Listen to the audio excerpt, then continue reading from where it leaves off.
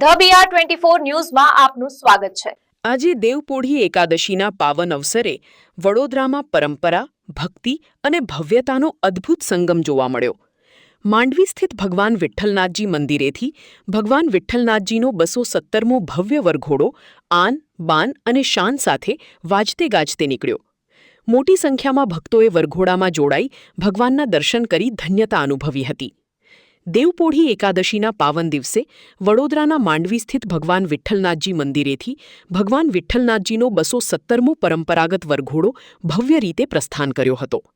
વરઘોડા પૂર્વે રાજમાતા દ્વારા ભગવાન વિઠ્ઠલનાથજીની આરતી ઉતારી શુભ પ્રસ્થાન કરાવવામાં આવ્યું હતું। ત્યારબાદ ભગવાનની સવારી વાજતે ગાજતે નીકળી હતી।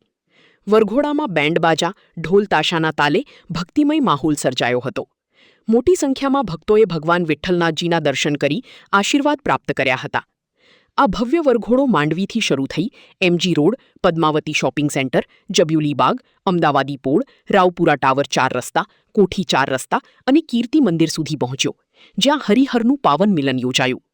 ત્યારબાદ વરઘોડો નિર્ધારિત માર્ગ પરથી પરત ફરી બપોરે ભગવાન વિઠ્ઠલનાથજીના નિજ મંદિરે પહોંચ્યો। સમગ્ર માર્ગ પર હજારો ભક્તોએ ભગવાનના દર્શન કરી ભક્તિભાવ સાથે આ ઐતિહાસિક પરંપરામાં ભાગ લીધો। સદીઓથી ચાલતી આવતી પ્રણાલિકા મુજબ વડોદરા ખાતે આજે 144મો ભગવાન શ્રી વિઠ્ઠલનાથજીના વરઘોડાનો શુભારંભ થયું છે। ભગવાનના દર્શન કરી અને તમામ વડોદરાવાસીઓ ધન્યતા અનુભવી રહ્યા છે અને જે હર્ષો ઉત્સાહ મુજબ અત્યારે વરઘોડો આગળ વધી રહ્યો છે।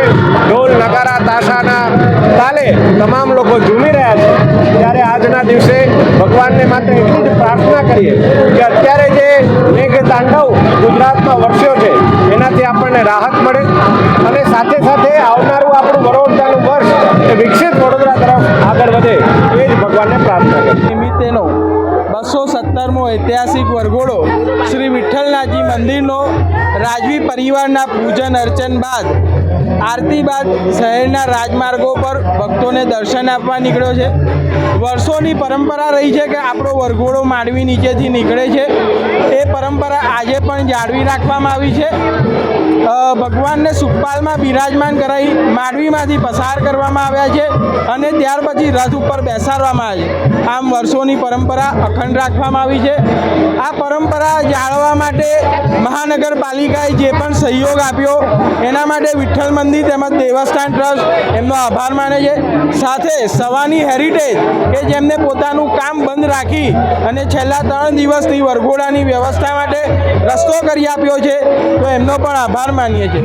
ખાસ કહીએ તો આજના વરઘોડામાં ગઈકાલ સુધી જે રીતે વરસાદ હતો તો ઘણા પ્રશ્નો હતા કે રસ્તા પરથી રથ નીકળી શકશે કે નહીં, પરંતુ ભગવાન વિઠ્ઠલનાથજીની કૃપા છે કે વરસાદ બંધ થઈ ગયો છે અને ભક્તો બહુ ભક્તિભાવથી સુંદર વાતાવરણમાં આજે ભગવાનના દર્શન કરી રહ્યા છે। વરઘોડો હાલમાં જે કહીએ સોના ચાંદીનો કલાત્મક રથ માંડવી પાસે ઊભો છે, જ્યાં 4 દરવાજાના તેમજ વડોદરાના ભાવિક ભક્તો, વારકરી સમાજના ભક્તો દર્શન કરી રહ્યા છે। સાથે કહીએ તો આપણું શિસ્ત નેતાગણ કહીએ સાંસદશ્રી, મેયરશ્રી બધા પણ વરઘોડામાં હાજર રહ્યા છે, ભગવાનના દર્શન કરી અને એમના આશીર્વાદ પ્રાપ્ત કર્યા છે। આ વરઘોડો આવી જ રીતે ધીરે ધીરે આગળ વધશે અને બપોરે 1 વાગે કેદારેશ્વર મહાદેવ પહોંચશે, જ્યાં હરિહર મિલન ભેટ થશે। પૂજન અર્ચન બાદ સાંજે મંદિરમાં 5 વાગે પરત આવશે। તો સદર વરઘોડામાં જે કોઈ પણ નામ સ્મરણ સાથે જોડાશે એને અનાયાસે અશ્વમેઘ યજ્ઞનું પુણ્ય પ્રાપ્ત।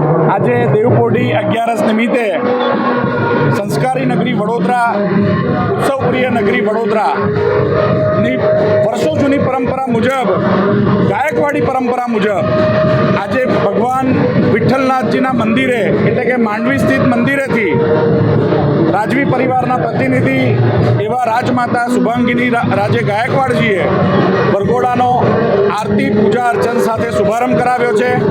આજે ભગવાન વિઠ્ઠલનાથજી તેના નિર્ધારિત રૂટ પર ભક્તોને દર્શન આપવા માટે સામેથી નગરચર્યાએ નીકળ્યા છે, ત્યારે વડોદરાના નગરજનો પર ભગવાન વિઠ્ઠલનાથજીની કૃપા અવિરત બની રહે તેવી પ્રભુ ચરણોમાં પ્રાર્થના કરું।